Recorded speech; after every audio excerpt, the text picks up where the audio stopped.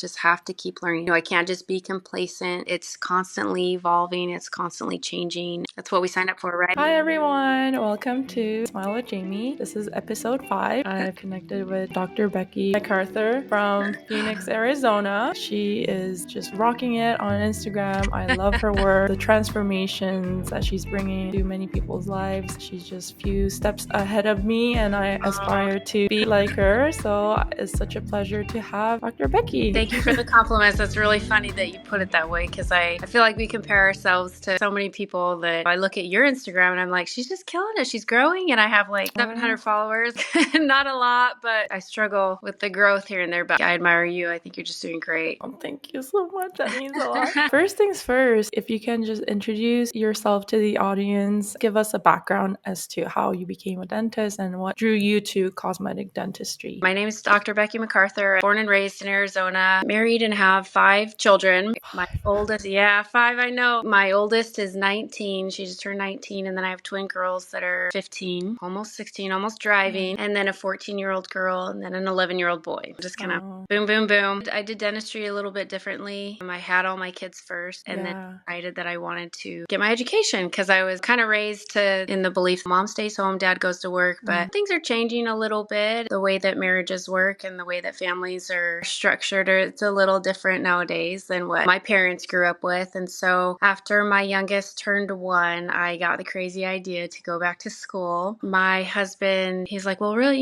think about what you want to do. And he was very supportive. And I thought, I do like to clean things and I like to make things beautiful. And I'm kind of have a little bit of OCD when it comes to taking something that's broken or messy and making it better. I kind of steered in the direction of dental hygiene, thinking that that would be a terminal career for me like that. I'd be good with that. And my husband was like, why not just be the doctor? A little bit more school, but he's like, you'd be so good at it. My first instinct was, I'm not smart enough. There's no way I could do that. And he was like, he's in the medical field as well. And he goes, trust me, there's dumber people that are doctors, Becky.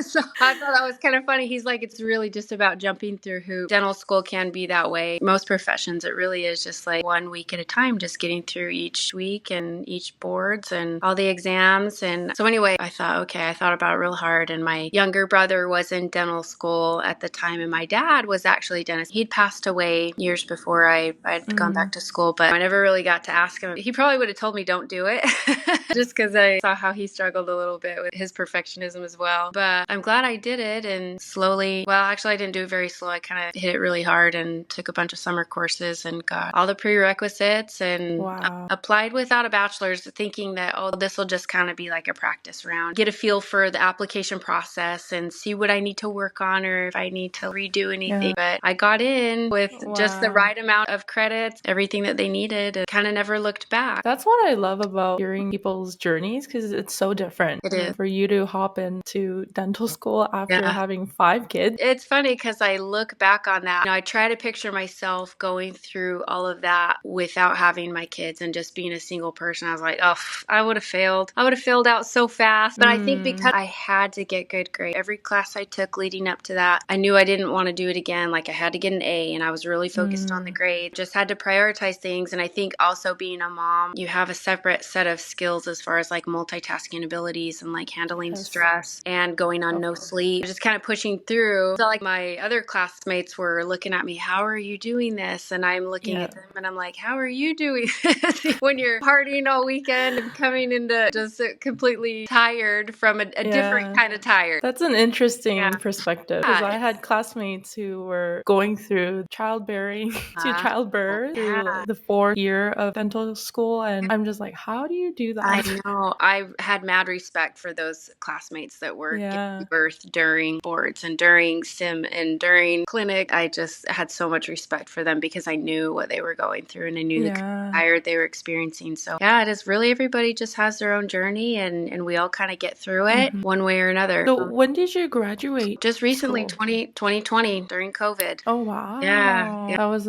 tough times. It was. We had such great instructors that really set us up. And I think the benefit that I had was right before this hit, I had done the majority of all my rotations where we go to different clinics throughout the country. And we're there for a month or so or sometimes more. And I really just got so many good experiences and hands-on to where I felt like even that last little blip of finishing up in clinic before graduation, I felt like okay about it. Which school did you graduate from? AT Still University. It's a private university. They have a campus here in Arizona and then one in Missouri as well. During your 4th year, they send you out, you sign up. We got to pick where we wanted to go, put like our top, I can't remember 8 or 10, and then I can't remember how many it was, but they wanted you to do some out of state and some in state. I had some really great rotations where I picked, knowing that this one was going to be heavy on oral surgery, knowing that this one was going to be heavy in endodontics and then operative. And they were mostly like community health centers, but I had some really great mentors on those rotations, really set me up. Those are really, really invaluable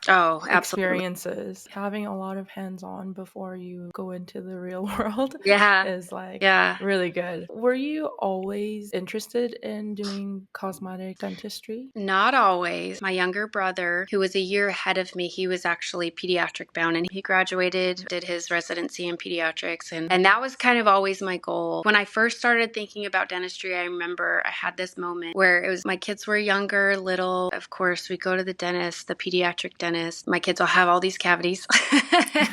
and then like just getting to talk to her a little bit about what she does. And she was a mom as well. And she worked part-time. And then after I paid her what I paid her, I was like, I want to do that. You can work part-time and make this much. I know there's different factors that I've learned since then that go into dentistry. But it was pediatrics for up until year 2 when I started to do sim clinic. I kind of just decided I wasn't going to go the pediatric route. And I think a lot of it had to do with my mom heart. I just couldn't handle the crying kid. I wanted to just, instead of being like the authoritative dentist that is controlling of behavior, that's, no, this is what we're going to do, I would just kind of melt and be like, it's okay, we don't have to do it. I know you're sad.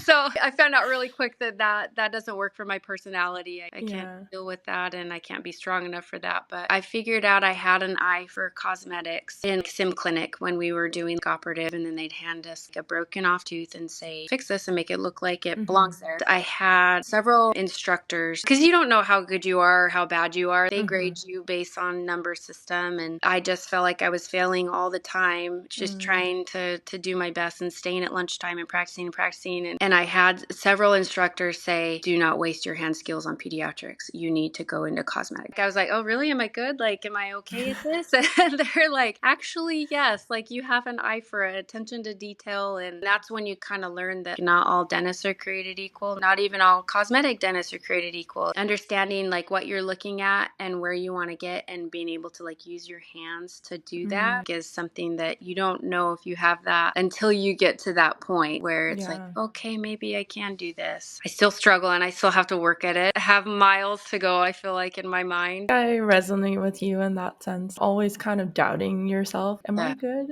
Am all the time. Am I really good? And then you have people telling you like, yeah, you're good. I'm like, really? Yeah. You are good. I've seen your work. You do really, really well. I wish more dentists would talk about that more, because there's such a different world with Instagram that you look at before and afters and you look at all the pretty things that you don't ever really see the failures. You don't talk about the failures. And so you feel kind of very alone in that. For me, just recently, I started working with this other dentist that is wonderful at cosmetics. He does the most beautiful porcelain I've ever laid eyes on. He just has an eye for smile design. And I think that's sometimes the missing key, is taking somebody's face, their structures, being able to enhance that and improve that in a way that it still looks like it fits. And he's very good at that, but it has been such good therapy for me to talk to somebody who I feel like is up here, hear their failures and hear about their struggles and how they still feel like I could have done so much better on this, or I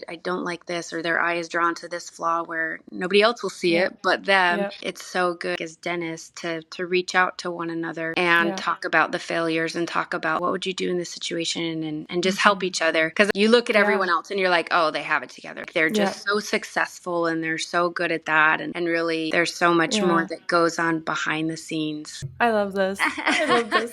I you love really this. Do. Like, I feel like we need like group therapy as dentists just to talk about like, the cases that are you struggle with, or the cases that you just felt like were a failure, but just to be told that, well, did the patient like it? Yeah, they loved it. Okay, then let's leave it alone. I totally get that. It's such a big blessing for you to have that mentor / someone who can share that aspects of dentistry. agree with, because oftentimes we see these perfect picture moments, and those are just snaps of moments, right? And so we don't really see what went on behind to get that snap of a moment. I'm so grateful that you're on here and being vulnerable and talking about these aspects of being a cosmetic dentist. It's definitely not well spoken in this community. Yeah, you've kind of touched upon having good mentors in school and having a good mentor right now or someone who you're working with. Could you tell me who were the significant role models or mentors? Because you do a lot of composite veneers. Yeah. But then are there any other aspects of cosmetic dentistry that you do? As far as mentors go for composite, there's,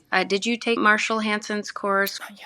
Not yet? Okay. But I mean, your work looks amazing. He's like my He's the go-to ultimate. person. Yeah. I want to learn from him. I will learn from him. It's definitely on my list. His technique is definitely, it has augmented even just my general skills when I'm doing like a class 5 filling or class 4, just trying to repair a tooth and not doing like the full veneer technique. He has taught me a lot, but also Jordan Davis, they work at the same place. I think Marshall rents from him. I've been up there and I just did a one-on-one with Jordan because I was like this close to giving up. I was like, I can't. I had invested so much time and money into the course and the materials and trying to get myself set up, and just thought it was going to be this great thing where I would just completely phase out of general and just do my composite veneers. But there's so many factors and so many other roadblocks and challenges that come with that. And it is a slow pace getting to that point. But Jordan was really, really good for me. Still, we keep in contact a lot and I'll message him, what do I do? That's Or, so you know, nice. like, what would you do in this situation? And he's been so great. I really am grateful for those relationships and those dentists that are willing to keep in contact and to take their time to coach you through some things. How did you even find out about composite veneers? Because I don't think a lot of dental schools talk about it. No, they don't. They definitely don't. And I feel like that's one of the challenges, is that when you kind of throw yourself in this cosmetic arena, there's a little bit of headbutting and there's a little bit of people get defensive about the technique because they're, I don't want to call them ignorant, but they just don't understand how far some materials have come and how these techniques have, they don't have the years of porcelain behind them, but they do have some of the evidence-based testing that has gone on. And Marshall, when I was up there actually this last time visiting, shadowing Jordan, he came in from the lab and had tested his exact technique that he does layer by layer and put it under this pressurized, I mean, he was explaining it all to me and I don't quite understand everything. But basically he's super passionate.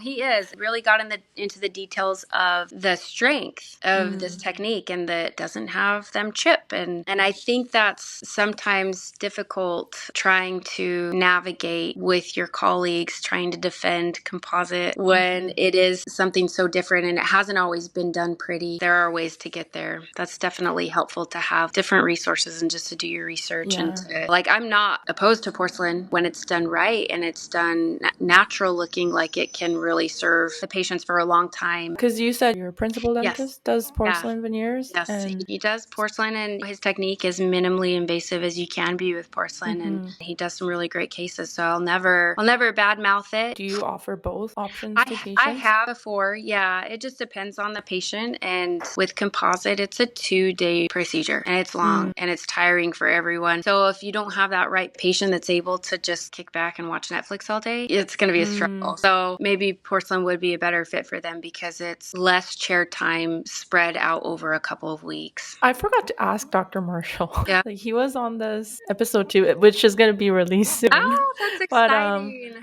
I was like fangirling big time.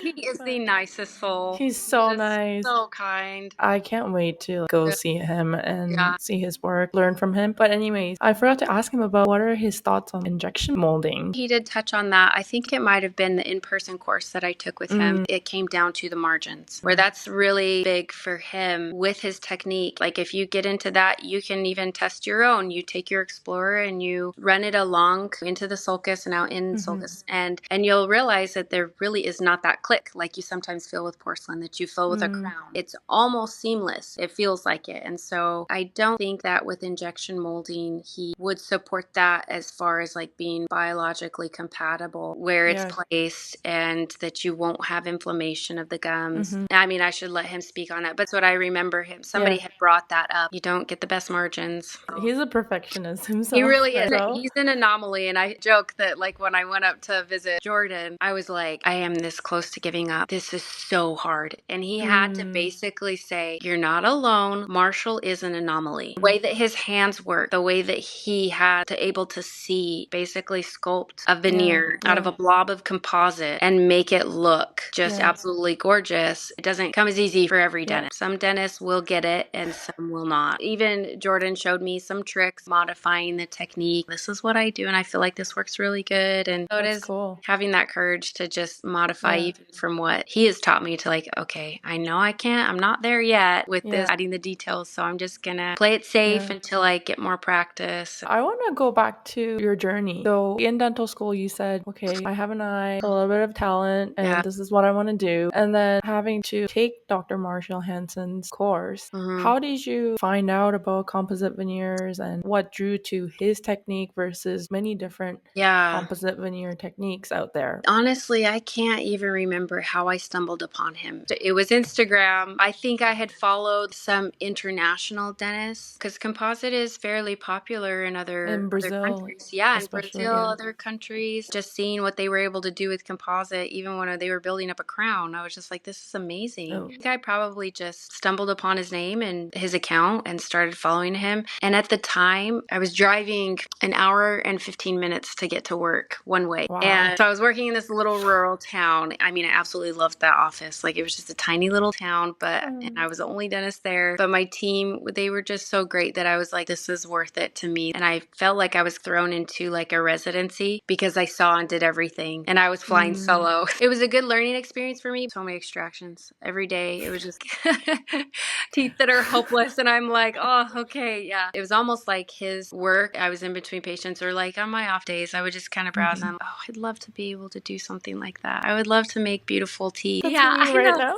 Yeah, you get to that point where you're just hungry for it. That's probably one of my toxic traits is that I look at something and I'm like, I could totally do that. Even stuff on the house, landscaping projects, I'm like, oh, I could totally do that myself. You learn a lot about yourself when you actually take that leap and just go for it. You realize the good does outweigh the bad when it comes to the composite veneer technique. The satisfaction of giving the patient something that they wanted. They didn't want to shave back their teeth. Or it's a young patient and you don't want to shave back their teeth. It's very rewarding. It's been a good turn in my career to be able to have those cases. It's my dream to have a patient cry. I see your videos. I'm like, this is where I want to be. Yeah, I know. It is fun to give that and be a part of that journey. I will say that doesn't happen all the time. It really doesn't. Like those are very rare gems when you have that. Even watching other people's reveals, they're like, they're so tired. They've been in the chair all day. You're tired. You've been in the chair. And sometimes you're crying because you're tired. I saw that one of the videos you were also tearing up. Oh, I'm like, that was a long process. And she was such a sweet patient that I was just so happy to do that for her. She was just one of a kind. I feel like I really have lucked out for the most part with my patients that they're just so understanding of the process. They're trusting in me and they're just so grateful. And I think that's what keeps me in it is that those have outweighed the bad. Do you get a lot of patients based on like referral? Mostly it is referral. It's mostly Instagram. You don't have a lot of patients that come through the door as a new patient in your office saying, I want composite veneers because they've had to do their research to find you. I think that's why it's so important that you're marketing and that and I'm so bad at that. I'm terrible at Instagram. Really? Oh, I hate it. I can't even take a selfie. Like, I think your page is amazing. And some of the talking reels, I love those. I had a wonderful social media manager for a little bit there that she really kind of boosted things. I had to pump the brakes on that. There was just so much going on. I have family life and 4 teenage girls at home and kind of had to slow down a little bit. And it's really time in a season when you want to get going. And so I see that you're anxious to get going and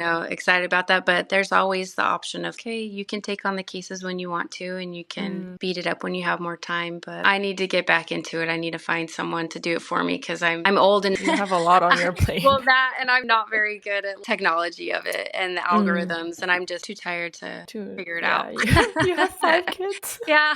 That segues perfectly into our next question because I wanted to touch on work-life balance. That's a huge topic nowadays, right? Having to be a full-time mom to a dentist, doing social media and trying to up your cosmetic dentistry world, there must be like a lot going on. Also, like managing your own mental health. That's a Hard. whole nother podcast. Mental health. Work-life balance. I've fluctuated in my career between working 3 days a week and then 4 days a week and some days 5 days a week. But right now I'm 2 days a week and I'm at this office just doing general dentistry, and I'm fluent in extractions, so I take on all the extractions that they don't want to do and the endo. So I kind of squeeze in my cases on my off days. I will just rent a chair from the other dentist to do my cases. I try to not overload myself because my weekends are crazy with my kids are in extracurricular activities and we're kind of all over the place. And you do have to take that time to relax and to rest. As a mom, I do still carry a lot of the weight of I want to be present when I'm home. I don't want to be so worn out from working a full schedule of general that I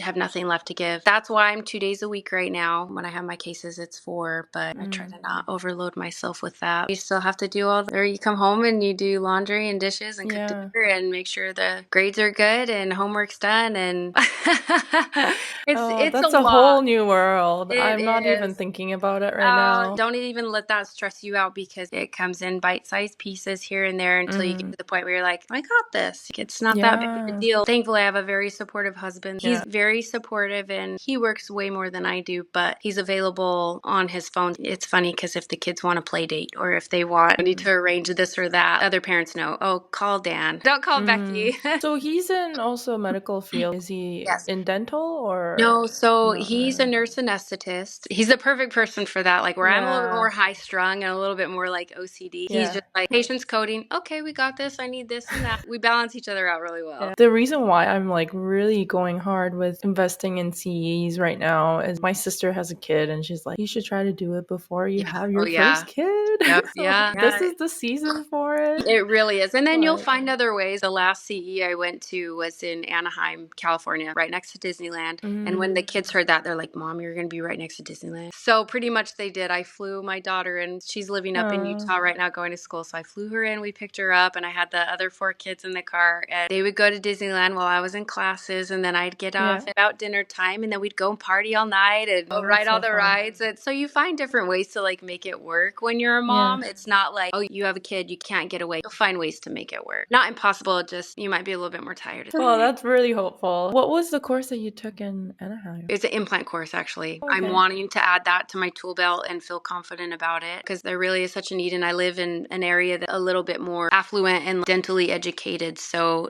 whereas before it was like just pull the tooth, rural places, but now there's such a need. But even Marshall, when he's restored an implant with a composite crown, I'm like, okay, I want to be able to do that. I want to be able to offer that. So that was the courses I took over the weekend. Every CE you go to, you figure out that you really don't know anything. Your eyes are kind of open. Okay, I just have to keep learning. I have to keep, I can't just be complacent doing this and that. It's constantly evolving. It's constantly changing. That's what we signed up for, right? Yeah, that's really cool. Do you do clear aligners? I've taken some courses on that and I have done some cases. I would like more training on that just so I can know when a case walks in that I know how to treat it. I know that I can treat it and that if we're going to run into any problems, like how to troubleshoot. It's not as easy as some dentists make it sound like, oh, just scan and send it off. You kind of need to know when that tooth isn't doing what you need to do in the IPR and everything, how to gauge if you're doing it enough. There's just more confidence that I would like with that and practice. I know we've talked a little bit about that, just going for it. I think that's the hard part where I'm at, wanting to take the risk, but then also knowing what to bite and what not to bite. Yeah, exactly. Right? Yep. Case selection is so important. Even if you think that you failed, like you're learning, but at the same time, there's a lot on stake for us. Yeah. So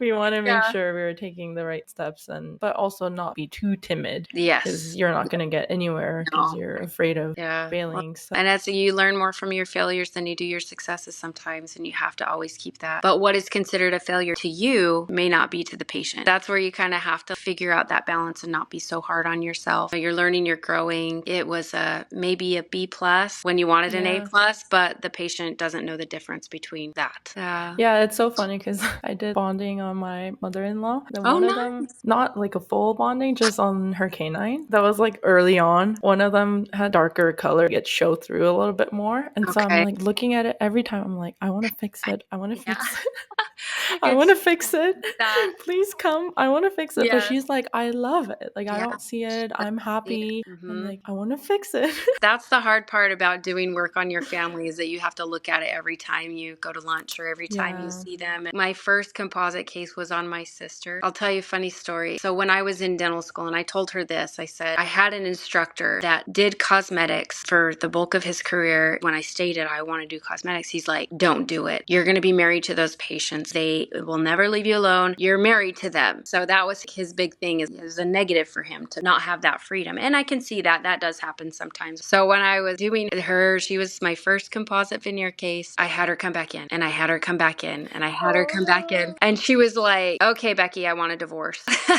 Because she knew with cosmetics, like, I'm like, we're going to be married. And she's like, I want a divorce. She's like, I love them. I don't want to repair them. I don't want to fix them anymore. They're perfect. They're so much better than what I had. But in my mind, I was like, could see all the flaws. Totally get that. I wanted to ask for any moms out there who are wanting to do dentistry. I don't know who might be listening to this, or even for any aspiring cosmetic dentist. Maybe if you were to go back in time and you've just finished school or you're going through something, like, what would you tell that Becky? I look back on that, and it's funny. I was talking to my husband about this the other day. I said, I remember when I was applying for dental school and thinking about going that route. It's almost like dentistry was painted with this glamorous brush. Oh, you get to be serving and you're helping. You have this skill that you can use to help other people. And then maybe half the time you have those patients that the first thing out of their mouth is, I hate the dentist. Just so you know, I hate being here. I'm like, well, nice to meet you too. I'm going to be taking care of you. If somebody comes to me and asks me about going to dental school, whether they're a mom or not, I'll be real with them and I'll say it's not always everything that it cracks up to be. You have to know that this is something that you want to take on,